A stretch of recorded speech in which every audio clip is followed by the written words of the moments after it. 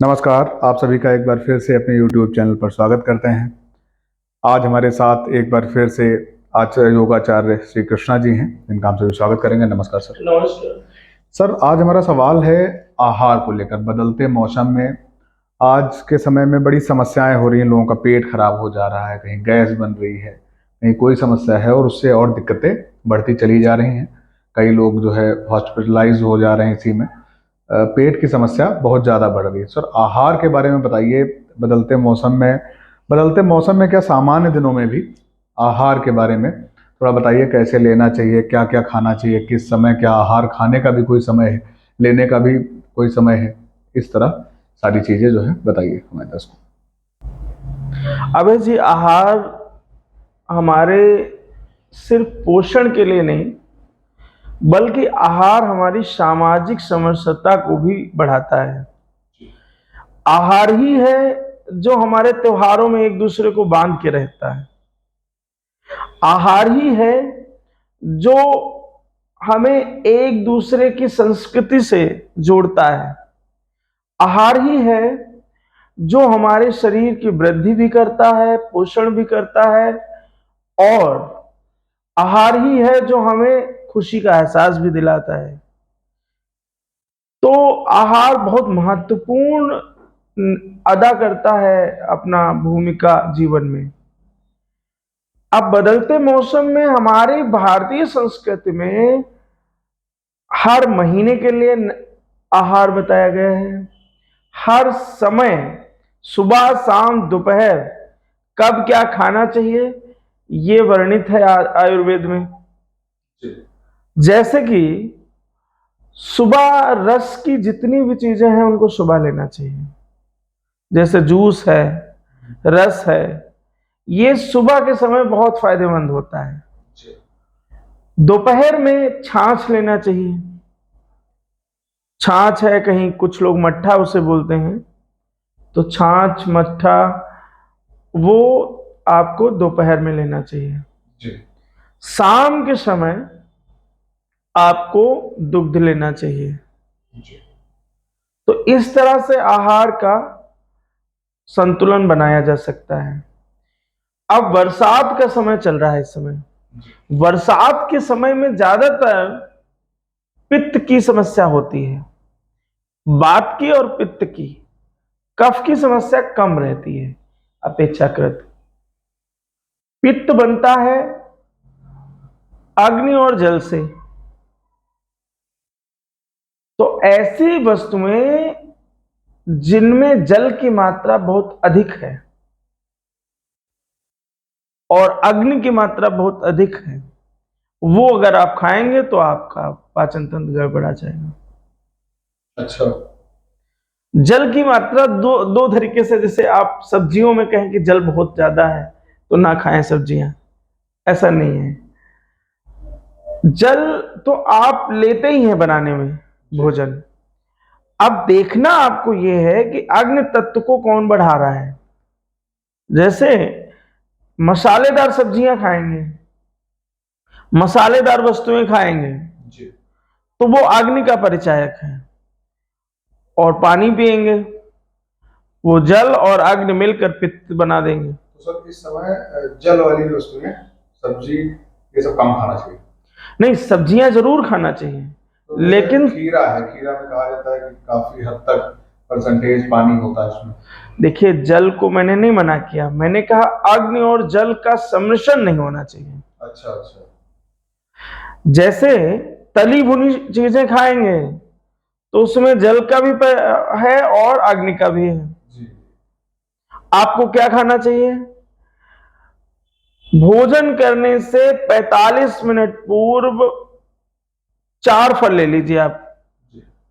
मैं कहता हूं आपको जीवन भर गैस और एसिडिटी की समस्या नहीं होगी। अच्छा। जीवन भर नहीं होगी।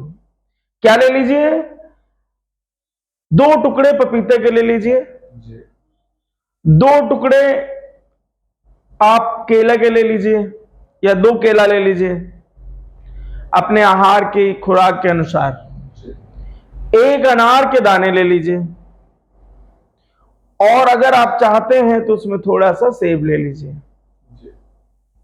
इन चारों चीजों को मिक्स करें और थोड़ा सा काला नमक स्वाद अनुसार डाल लें, जी। और नहीं भी डालें तो ठीक है, कोई जरूरी नहीं है, आवश्यक नहीं है। अगर नहीं आप ऐसे खा सकते तो डाल सकते हैं।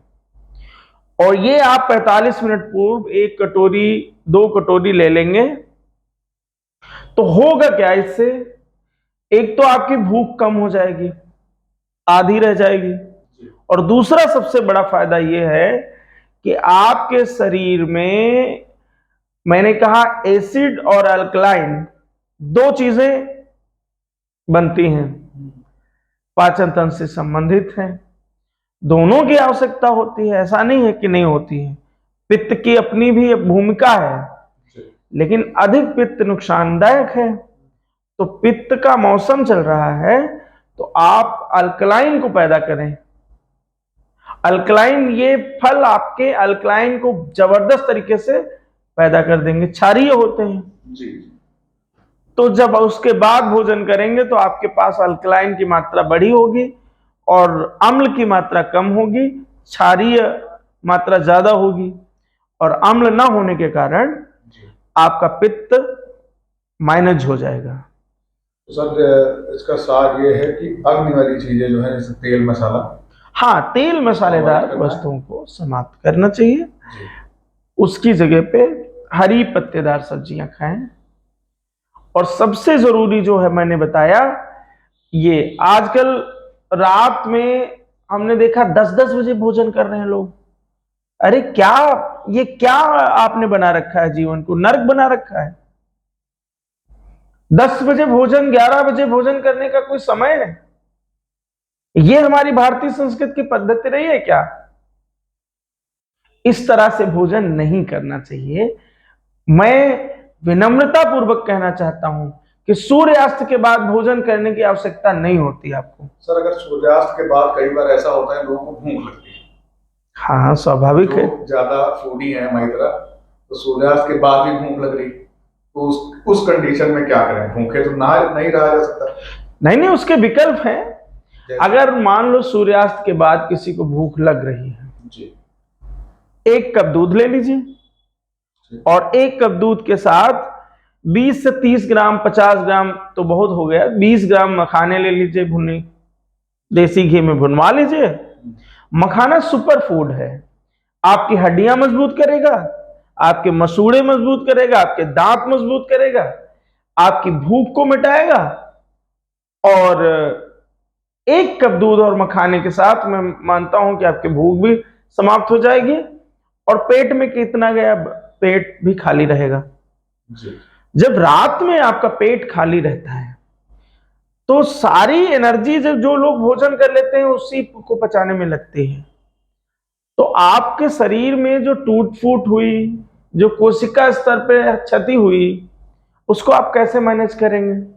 अगर पाचन तंत्र में ही पूरी एनर्जी लगाएंगे कि आपने इधर भोजन किया, जो एनर्जी बनी वो एनर्जी आप पचाने में फिर से लगा दी जी, तो कम से कम 12 से 13 घंटे अगर पेट को हम रात में खाली छोड़ देंगे तो उस समय वो अपने शरीर की रिपेयर कर लेगा। बच्चे हैं तो उनकी वृद्धि हो जाएगी, पोषण हो जाएगा। इसलिए रात को भोजन मत करिए, जरूरत नहीं है। 400 ग्राम से अधिक भोजन की जरूरत नहीं होती 24 आवर्स में। मैक्सिमम मील आपका 2 होना चाहिए, इससे ज्यादा नहीं होना चाहिए। मतलब दोपहर में भी आप भोजन कर लें, दोपहर में आप भोजन कर लें, लेकिन भोजन का एक नियम होता है और ये नियम क्या है? आधा पेट भोजन करना चाहिए। कितना? आधा पेट। और चौथाई भाग को खाली छोड़िए और थर्ड भाग में जल के लिए छोड़ दीजिए। खाने के पहले आधे घंटे पहले पानी पी लीजिए। खाते समय भोजन पानी नहीं पीजिए। क्यों? क्योंकि जठराग्नि उत्पन्न होती है और वो फिर जठराग्नि पूरी तरह से प्रज्वलित नहीं हो पाती और आपने पानी डाल लिया तो फिर क्या होगा? जल और अग्नि मिलकर के फिर से बना देंगे एसिड, गैस एसिड। अधपका भोजन पड़ा रहेगा, सड़ता रहेगा। और जो बहुत जरूरी बात यह है कि आप तेल मसाले का जो भोजन खाते हैं उससे आपके आमाशय में हाइड्रोक्लोरिक एसिड जरूरत से ज्यादा बनने लगता है, जो कई बार, जबकि आपकी जो आमाशय की दीवारें बनी हैं वो दीवारें क्षारीय हैं, उन पे क्षति नहीं पहुंचती है, लेकिन फिर भी अगर बहुत हाइड्रोक्लोरिक एसिड बनेगा तो कई बार उन दीवारों को भी क्षति पहुंच जाती है। तो इस तरह से पूरा पाचन तंत्र, जैसे लीवर है, आपने पूरा अस्त व्यस्त कर दिया, गैस बनी, एसिडिटी बनी। क्या होगा? पेट के पाचन, लीवर, अग्न्याशय है, पैनक्रियाज है और लीवर है, तो ये सब एक दूसरे के बीच में तनाव पैदा हो जाएगा गैस की वजह से। तो पेट का एक निश्चित आकार है और जब गैस अतिरिक्त बनी तो फिर क्या होगा? वो आकार आगे बढ़ेगा। पेट निकलने की सबसे बड़ी वजह ही यही है कि आपके अंदर अपान वायु की अधिकता हो जाती है, आपके अंदर एसिड अधिक बन जाता है। तो उसका कारण क्या है? आप बाहर से दवाइयां ढूंढ रहे, खाते जा रहे हो। कुछ दवाइयां मल त्याग के लिए खा रहे हो और कुछ दवाइयां खा रहे हो कि इसको मैनेज करें, एसिड को, गैस को। अरे भाई, मेरे भाई, अपने जीवन को बचा लो। इन दवाइयों से आप कंट्रोल नहीं कर सकते, इसे एक दिन के लिए कर सकते हो। दवाइयों से क्या होगा? तुरंत का एसिड खत्म होगा। जो क्षति आपके लीवर को पहुंची है, जो आपके डाइजेस्टिव सिस्टम को पूरी तरह से आपने बिल्कुल तहस नहस कर दिया है, वो कैसे वापस आएगा? इसके लिए जरूरी है संयमित रहना, संयमित भोजन, अधिक मात्रा में अपान नहीं बनना, और अगर अपान वायु ज्यादा बनी है तो उसको निष्कासित करना।